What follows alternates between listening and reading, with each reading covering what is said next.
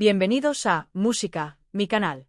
La historia de hoy es un viaje de secretos, transformación y una faceta de mí. Acepté el trabajo porque necesitaba estructura y porque estaba cansado de vagar por mi vida como un invitado que nunca deshace sus maletas. Ese es el comienzo honesto, no una gran revelación, no un secreto audaz que siempre planeé vivir. Solo una persona cansada que había estado pasando de una solución temporal a otra, diciéndose a sí mismo que más tarde llegaría el momento en que todo cobrara sentido. Crecí en un hogar donde tener sentido significaba ser predecible. Mi padre no era cruel, pero sí seguro. Mi madre no era controladora, pero sí ansiosa. Juntos, construyeron una atmósfera donde la calma dependía de que cada uno desempeñara su papel. Mi rol desde que entendí el lenguaje fue ser constante, ser fácil de mantener, ser el tipo de hijo que no hacía preguntas que hicieran que los adultos se miraran con esa sonrisa forzada que significaba que no querían hablar de ello. De pequeño, no tenía palabras como identidad o expresión de género. No tenía conceptos como exploración. Tenía un cajón en la habitación de mi madre donde guardaba bufandas y bisutería. Y había momentos en que la casa estaba tan vacía que podía sacar una y sentir brevemente que estaba entrando en una versión más tranquila de mí misma. No era sexual. No era una actuación. Era lo opuesto a la actuación. Era como exhalar, como no tener que mantener los hombros de cierta manera ni mantener la voz en un rango determinado. Me ponía una bufanda alrededor del cuello, me miraba al espejo y sentía un pequeño y constante clic de reconocimiento que no provenía de ser otra persona, sino de ser menos defendido. Aprendí a devolverlo rápidamente. Aprendí que la rapidez era seguridad. Había pequeñas advertencias, incluso cuando nadie decía nada directamente. Un chiste en la televisión sobre un hombre con vestido. Las risas en la habitación. La forma en que las cejas de mi padre se levantaron como si todo el concepto fuera ridículo y ligeramente repugnante. Una historia en la escuela sobre un niño que actuó como una niña. Y la extraña excitación en el aire, la forma en que los compañeros de clase buscaban a alguien para burlarse. No era solo que la gente fuera cruel. Era que parecían unificados por su crueldad. Hacía que los límites se sintieran como leyes de la física. Si los cruzabas, no simplemente tomabas una decisión. Te caías del mundo. Entonces, hice lo que mucha gente hace cuando no se siente segura dentro de su propia curiosidad. Me dividí. Creé una versión que vivía a la luz del día y una versión que vivía en el fondo de mi mente. La versión a la luz del día era útil, educada, buena en la escuela, lo suficientemente tranquila como para ser elogiada por ser madura. La otra versión estaba hecha de imágenes y preguntas dispersas, y no desapareció solo porque intenté ignorarla. Esperó. Siguió regresando poco a poco. La suavidad de una tela en una tienda me hizo detenerme y luego fingir que no me había detenido. La envidia que no podía nombrar cuando veía a las chicas de mi clase experimentar con el estilo y la presentación como se experimenta con la música. Como si se permitiera ser una fase, permitirse ser desordenado. El extraño dolor que sentí cuando llegó la pubertad y mi cuerpo empezó a elegir una dirección que se sentía menos como un desarrollo y más como una asignación. No se lo dije a nadie. Ni siquiera me lo dije a mí misma de forma directa. Me contaba historias vagas. Era sensible. Era reservada. Simplemente no encajaba en el molde habitual, pero mucha gente no. Todavía podía ser normal si me esforzaba lo suficiente. Esforzarme lo suficiente se convirtió en mi principal afición. En la universidad, la libertad se manifestó como lo hace para mucha gente sin vigilancia. Podía caminar a la biblioteca del campus a medianoche y nadie me preguntaba a dónde iba. Podía comprar lo que quisiera siempre que mi cuenta bancaria lo permitiera y nadie revisara mi bolso. Podía tener una compañera de piso que no estuviera interesada en mi historia de infancia. Pero también estaba lidiando con el lado negativo de la libertad, que es que elimina las excusas. Cuando por fin tienes espacio para respirar, empiezas a darte cuenta de lo que has estado reprimiendo. La primera vez que me compré algo que no era para mí, fue un simple cardigan de una tienda de segunda mano. No era un disfraz, ni un gesto dramático, solo un suéter suave y extra grande de un color apagado que podría haber sido de cualquiera. Me dije que lo compré porque parecía abrigado. Me dije que era unisex. Ambas cosas eran ciertas, y ninguna era la cuestión. La cuestión era que lo llevé a mi habitación como si fuera frágil, como si fuera a disolverse si lo exponía a la luz del día. Lo colgué en el armario y no me lo puse durante semanas porque el miedo era más grande que el objeto. Cuando por fin me lo puse sola en mi habitación, no sentí que hubiera entrado en otra categoría de persona. Sentí que había reclamado un pequeño permiso privado. La sensación fue suave, pero profunda, no como fuegos artificiales, sino como silencio. Es difícil de explicar sin que suene dramático. No lo fue. Descubrí quién soy realmente. Fue más bien, Esta es una parte de mí que he estado tratando como contrabando. Y no se lo merece. Pero incluso en la universidad, lo mantuve todo bajo control. No quería convertirme en una historia. No quería convertirme en el tipo de persona de la que la gente hablaba con asombro o especulaciones susurradas. Ya tenía suficiente ansiedad. Mantenía mis calificaciones, trabajaba a tiempo parcial, intentaba actuar como si supiera lo que hacía. Me dije a mí mismo que lo resolvería más tarde. Luego llegó el más tarde, como suele suceder, no como un momento planeado, sino como una lenta acumulación de consecuencias. Después de la universidad, acepté una serie de trabajos que parecían bien en el papel, pero sentía que llevaba los zapatos equivocados. Nada iba catastróficamente mal. Nadie me gritó. No estaba sufriendo una tragedia dramática. Simplemente era un miserable en silencio. El tipo de miserable que no parece nada desde fuera. El tipo en el que te despiertas ya cansado. Donde mides tus días por la resistencia que requieren. Me mudé a otra ciudad pensando que la distancia resolvería un problema que no podía nombrar. No lo hizo. La distancia solo aclaró el problema porque había menos distracciones. Por aquella época, empecé a leer más ensayos y memorias personales, no tan investigación, sino como supervivencia. La gente escribía sobre ansiedad, depresión, expectativas familiares, la presión de ser normal, y eso me ayudó a sentirme menos sola. A veces había historias sobre la expresión de género, sobre personas que no encajaban en las categorías que les asignaban. Las leía despacio, con atención, como si fueran espejos en los que no estaba segura de poder mirarme. No decidí de repente que era algo en particular. Lo que cambió fue que dejé de fingir que la pregunta no existía. La oferta de trabajo me encontró una noche en la que no podía dormir. Estaba navegando por una página web que publicaba puestos de trabajo domésticos para hogares privados, puestos de asistente, puestos de interna, trabajos que requerían discreción y fiabilidad más que una trayectoria profesional tradicional. Tenía experiencia gestionando horarios, haciendo recados, manejando la logística. Me había vuelto buena en ser útil. Ser útil era la única identidad con la que siempre me había sentido segura. La oferta era inusual, no porque hablara explícitamente de feminización.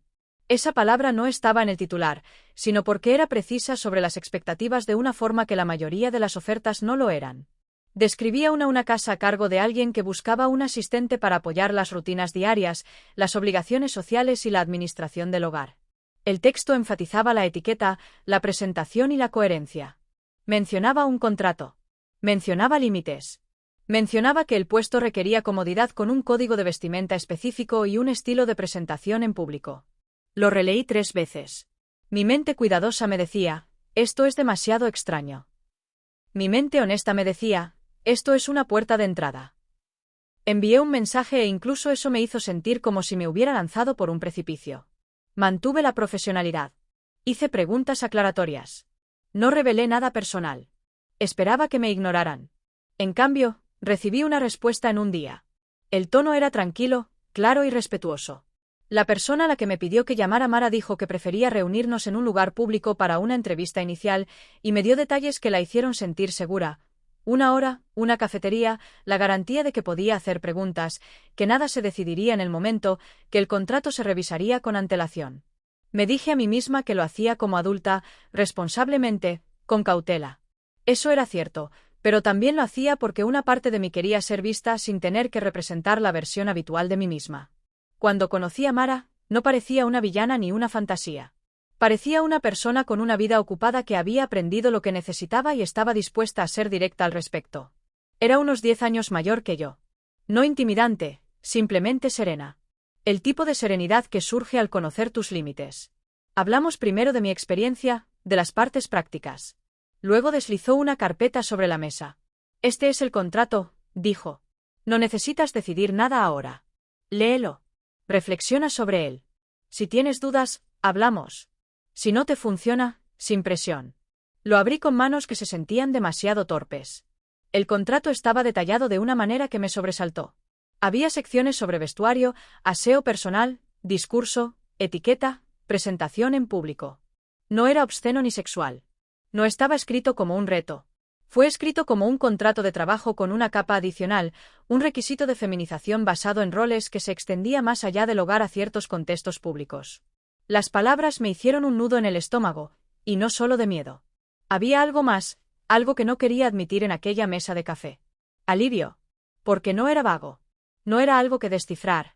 Era una estructura, un conjunto de reglas, un principio y un fin claros para la ambigüedad. Pregunté por qué, no de forma acusatoria, sino con sinceridad. Mara me miró un buen rato, como si estuviera decidiendo cuánta verdad podía manejar sin convertirla en entretenimiento. He organizado eventos durante años, dijo. He recibido ayuda. Siempre se vuelve personal de maneras que la gente no anticipa. Algunos empiezan a intentar impresionarme, otros me resienten, otros traen su caos a mi casa. Este contrato es un filtro. Requiere a alguien que pueda manejar la disciplina, la rutina y la reflexión. El requisito de presentación no pretende humillar. Quiere mantener la coherencia en el rol. También pretende evitar confusiones con los clientes y el personal que esperan cierta estética. No lo entendí del todo, pero comprendí la seriedad. Y comprendí algo más. Ella no me preguntaba mi secreto. No exigía una confesión. Me ofrecía un trabajo con condiciones. El peso ético me golpeó más tarde en mi apartamento, leyendo el contrato de nuevo. Porque un contrato así podía ser peligroso en las manos equivocadas. Lo sabía. Había leído suficientes historias para saber cómo la coerción puede esconderse tras un acuerdo. Así que lo examiné todo. Había cláusulas de salida claras. Había protecciones, mi derecho a la privacidad, mi derecho a la atención médica, la posibilidad de renegociar. Prohibía explícitamente el contacto sexual como parte del puesto. Requería consentimiento mutuo para los cambios. Me animaba a buscar apoyo externo si el puesto me causaba angustia. Esa última línea me hizo reflexionar.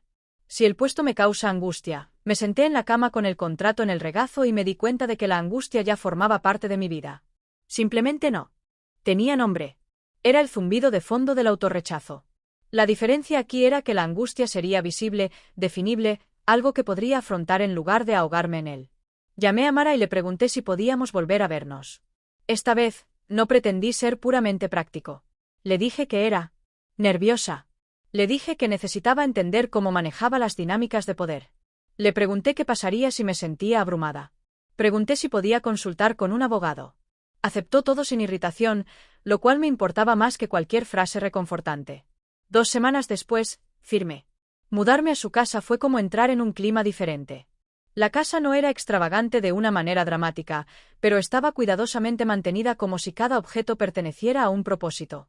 Había una suite de invitados para mí con su propio baño. Había reglas de la casa publicadas discretamente en una carpeta. La rutina estaba integrada en la arquitectura del lugar. Podía ver cómo alguien como Mara sobrevivía a su vida diseñándola. El primer día incluyó orientación práctica. El segundo día incluyó vestuario. Mara no me dio un disfraz. Me dio ropa básica. Pantalones ajustados, blusas sencillas, un cardigan, zapatos planos cómodos, un abrigo que caía de una manera que cambiaba mi silueta sin hacerme sentir como si estuviera fingiendo ser una extraña. Los colores eran neutros. Todo era apropiado para recados, citas, un evento social cortés. Explicó las expectativas de aseo personal con el mismo tono que se usa para explicar el uniforme de un hotel de lujo. Cabello limpio, piel cuidada, uñas impecables, sin maquillaje recargado, solo lo justo para lucir arreglada, perfume mínimo, postura correcta. Luego dijo, ¿y él habla?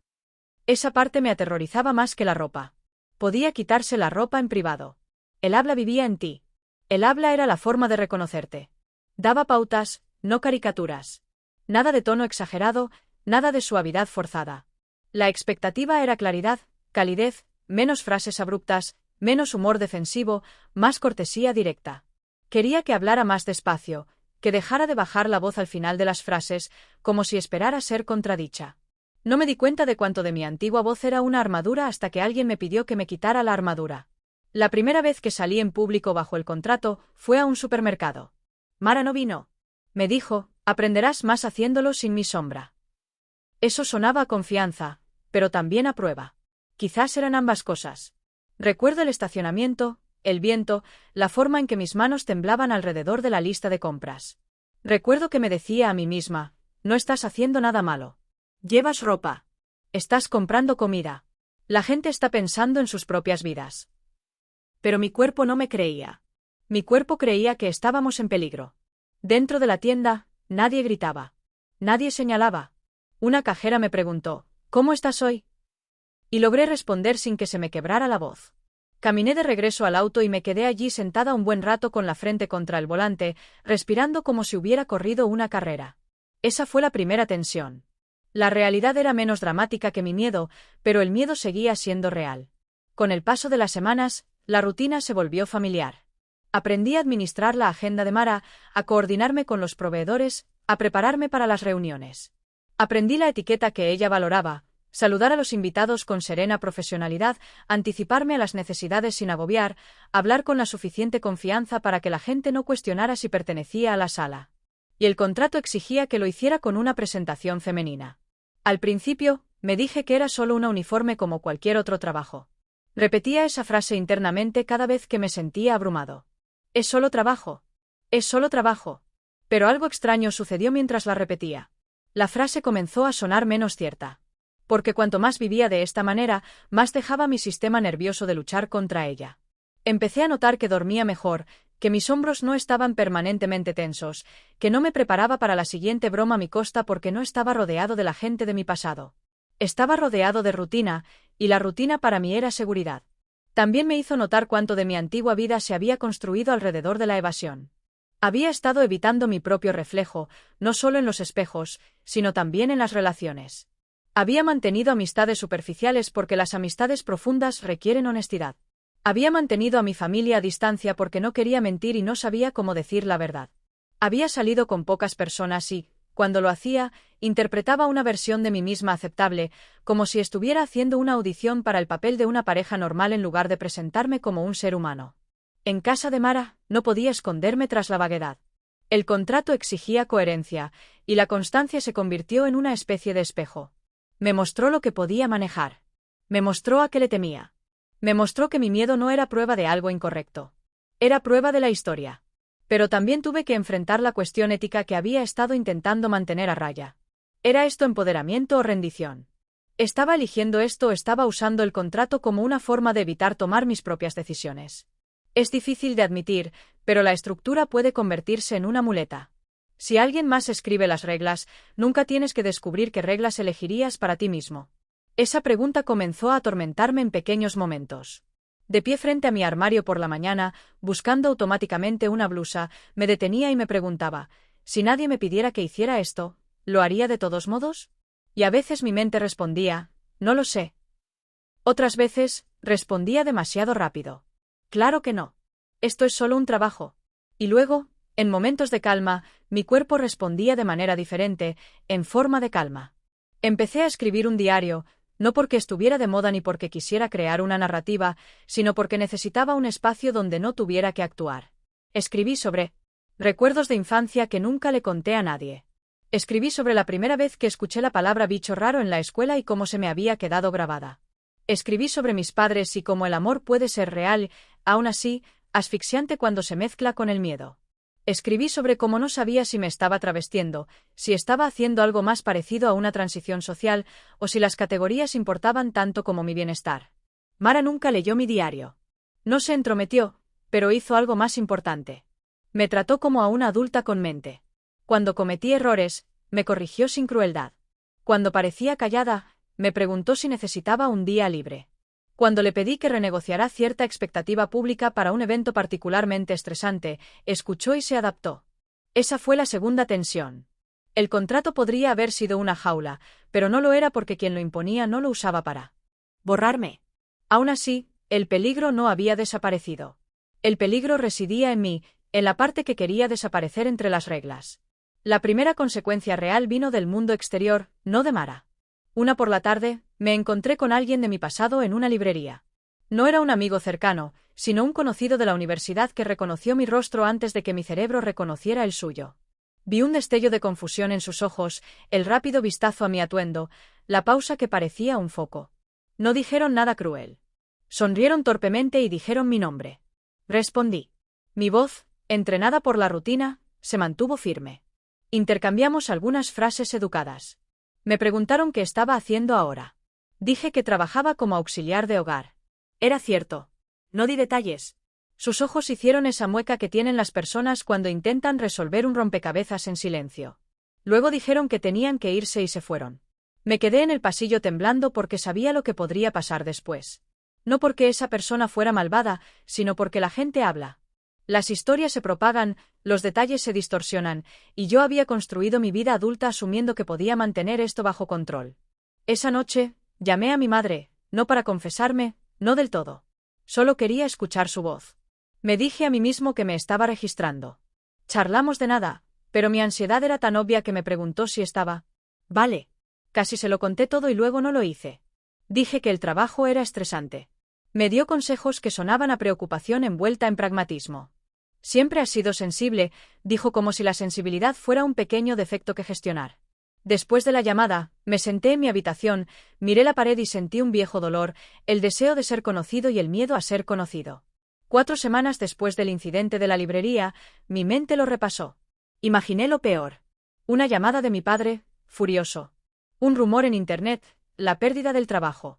Empecé a observar las caras de la gente en público, buscando señales de reconocimiento. La hipervigilancia regresó. Mi sueño empeoró. Y fue entonces cuando me di cuenta de algo importante. Aunque nadie más me juzgara, mi juez interno era implacable. El mundo no tenía por qué castigarme porque yo ya me estaba castigando. Le dije a Mari que necesitaba hablar y lo hicimos una noche en su cocina mientras la casa estaba en silencio. Esperaba que me diera un sermón sobre profesionalidad. En cambio, me hizo una sola pregunta. ¿Qué quieres que sea esto en tu vida? No tenía una respuesta. Tenía sentimientos, contradicciones, miedo. Le dije la verdad lo mejor que pude. Que la estructura me ayudaba, pero me aterraba volverme dependiente de ella. Que no sabía si me escondía tras el contrato o si me encontraba dentro de él, que el riesgo social parecía real y que no quería herir a mi familia ni causar drama, pero que también estaba cansada de vivir a medias. Mara escuchó. Entonces dijo algo que aún recuerdo: si la estructura te ayuda, respétala. Si te perjudica, cámbiala. Pero no te insultes fingiendo que la calma que sientes no tiene sentido. Creo que ese fue el momento en que el trabajo empezó a convertirse en una forma más profunda de autorreflexión. No porque Mara se convirtiera en mí, sino porque se negó a dejar que tratara mi experiencia como una broma. Con el tiempo, empecé a comprender la diferencia entre vergüenza y responsabilidad. La vergüenza dice que estás mal por tener estos sentimientos. La responsabilidad dice que tienes derecho a tener sentimientos y que eres responsable de cómo vives con ellos. La vergüenza exige secretismo. La responsabilidad exige límites, honestidad y cuidado. Comencé a buscar terapia en silencio por mi cuenta propia. No necesitaba permiso, pero le dije a Mara que lo hacía porque afectaría mi horario. Ella lo apoyó sin comentarios. En terapia, aprendí a hablar de mi historia sin convertirla en una defensa. Aprendí que la exploración de la identidad no tiene que terminar con una etiqueta para ser válida. Aprendí a distinguir entre lo que quería y lo que temía. Aprendí poco a poco que mi miedo al juicio tenía sus raíces en las consecuencias sociales reales que las personas pueden enfrentar. Pero también estaba inflado por una creencia infantil de que la aprobación era lo mismo que la seguridad.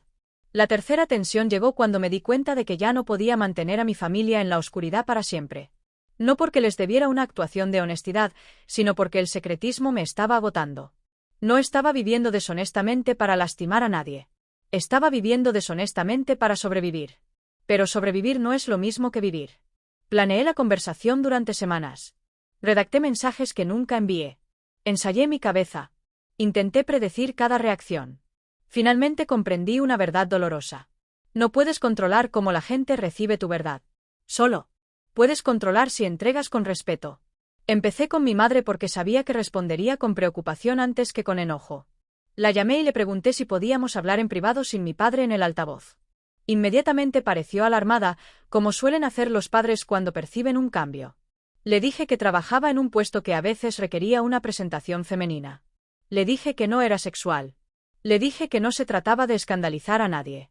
Le dije que era algo que llevaba mucho tiempo lidiando internamente. Le dije que me estaba cuidando y buscando apoyo. No le pedí que lo entendiera todo. Le pedí que no lo convirtiera en una crisis. Hubo un largo silencio. Entonces dijo muy suavemente: ¿estás a salvo?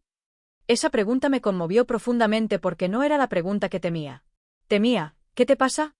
Temía: ¿cómo pudiste hacernos esto? En cambio, me hizo la pregunta que importaba. Dije: sí. Le hablé del contrato en términos prácticos, de las protecciones, de mi derecho a irme. Le dije que estaba bien. Lloró en silencio. Y pude ver que sus lágrimas eran complicado. Algunos eran dolor por el hijo que creía conocer. Algunos eran miedo a cómo me trataría el mundo. Algunos eran arrepentimiento, quizá por no haberme dado cuenta antes de que llevaba una carga pesada. Mi padre fue más duro. Cuando mi madre finalmente le dijo, porque las familias comparten cosas, quieras o no, me llamó con voz tensa y me preguntó qué estaba haciendo. Percibí la ira en su contención. Percibí el pánico bajo la ira. Me preguntó si me estaban manipulando. Me preguntó si me había juntado con gente rara. Me preguntó si me estaba humillando. Mantuve la calma lo mejor que pude. Le dije que tenía trabajo. Le dije que había firmado un contrato como adulta. Le dije que no había ningún elemento sexual. Le dije que estaba cuidando mi salud mental. No discutí sobre si le gustaba. Le dije que lo amaba y que necesitaba que me hablara con respeto si quería seguir en mi vida. No se disculpó. No entonces. Pero tampoco me repudió. Dijo que necesitaba tiempo y colgó. Esa fue la cuarta tensión. La aceptación no es un momento. Es un proceso.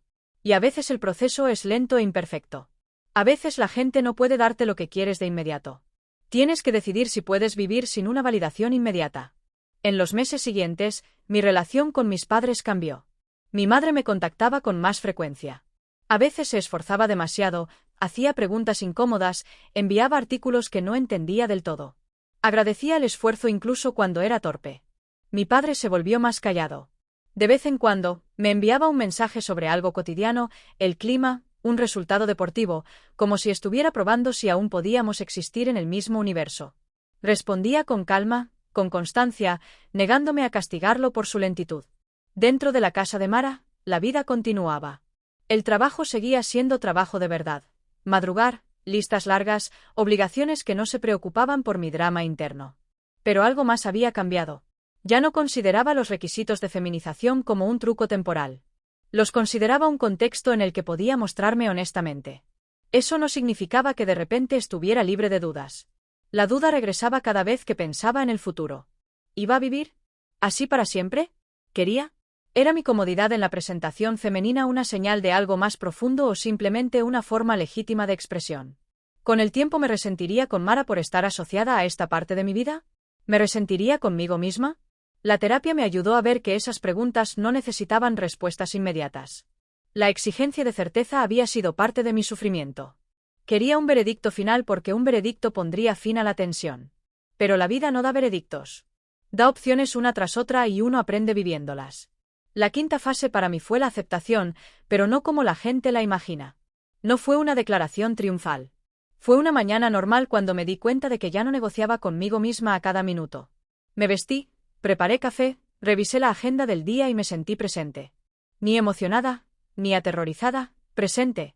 La calma no fue dramática, pero sí nueva. Era el tipo de calma que llega cuando dejas de tratarte como un problema a resolver.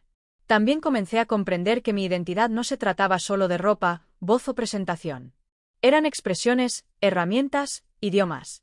El trabajo más profundo fue aprender a respetarme lo suficiente como para tomar decisiones saludables, aprender a establecer límites, aprender a no externalizar mi valor a las reacciones de los demás, aprender a tratar a quienes me rodeaban con cuidado, incluso cuando no entendían, sin dejar que su confusión se convirtiera en mi jaula.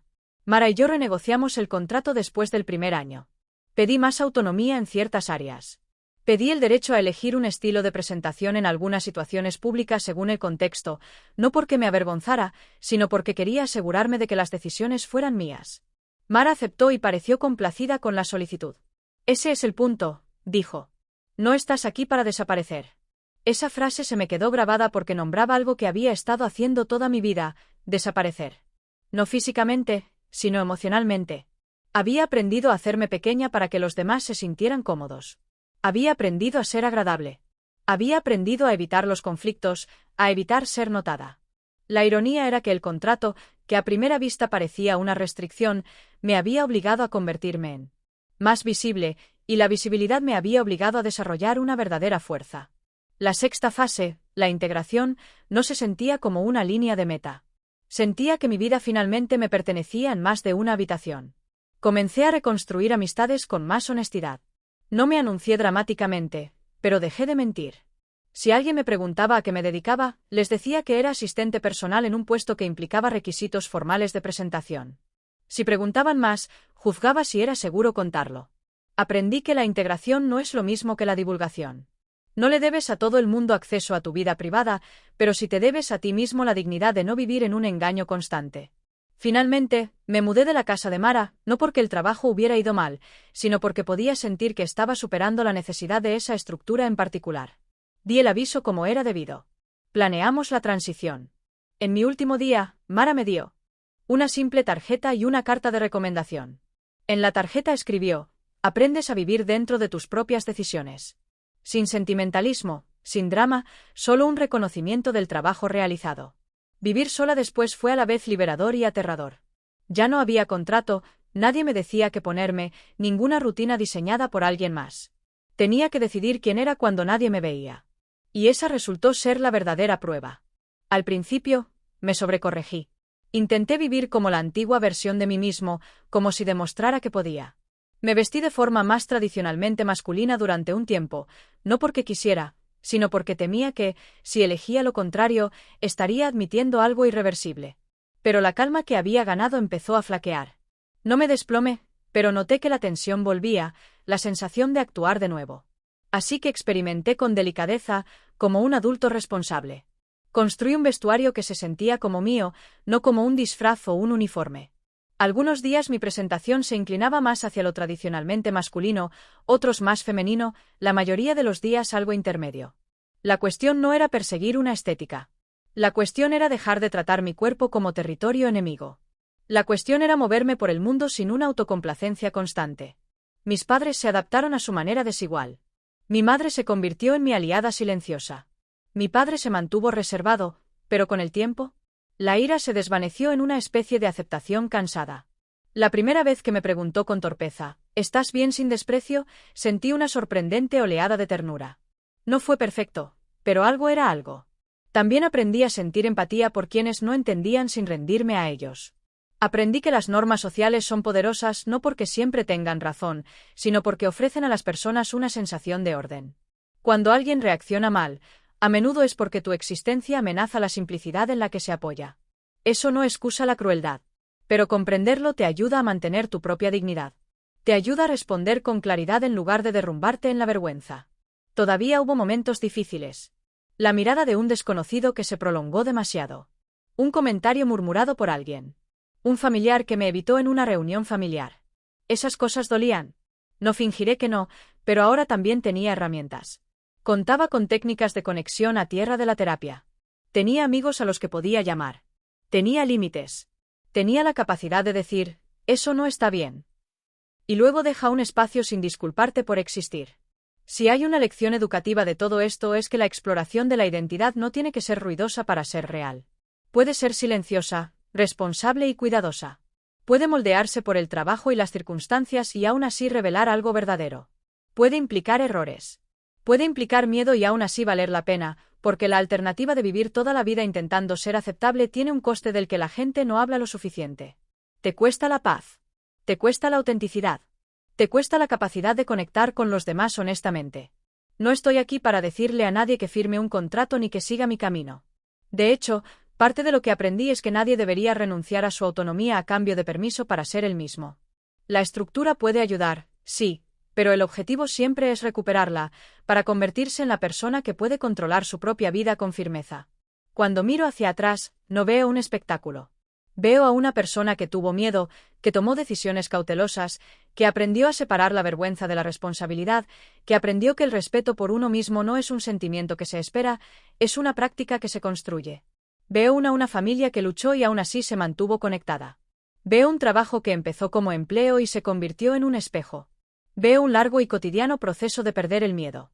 Y si estás escuchando esto mientras te preguntas sobre la identidad, la presentación, la pertenencia, espero que te lleves algo de mi historia. Mereces ser tratado con dignidad, incluso por ti mismo. Puedes avanzar con calma. Puedes buscar apoyo. Puedes tomar decisiones que protejan tu bienestar y respeten a los demás. Puedes ser honesto sin ser imprudente. Puedes ser valiente sin ser ruidoso. Gracias por verme y por pasar este tiempo conmigo. Si esta historia te ayudó a comprenderte a ti mismo o a los demás un poco mejor, no dudes en explorar más en el canal.